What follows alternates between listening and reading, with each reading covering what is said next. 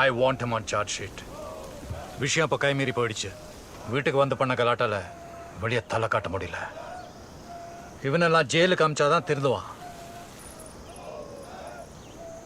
Excuse me sir, ഞാനും എൻ്റെ വൈഫും പരമാവധി ഉദ്ദേശിച്ച് നോക്കി. ഇതൊക്കെ അവൻ്റെ റെക്കോർഡ്സിനെ വല്ലാതെ ബാധിക്കുമെന്ന് പറഞ്ഞു കൊടുത്തതുമാണ്. പിന്നെ തല്ലി അനുസരിപ്പിക്കാൻ അവൻ ചെറിയ കുട്ടിയൊന്നുമല്ലല്ലോ.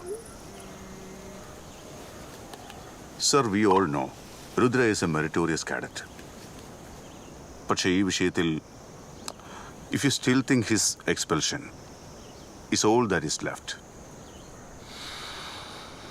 U can go ahead. அவன் ஸ்கூல் படிக்கிற பையன் இல்லையே. Is a bloody animal. கட்டி போட்டு அடிச்சாதான் அவனுக்கு புரியும்.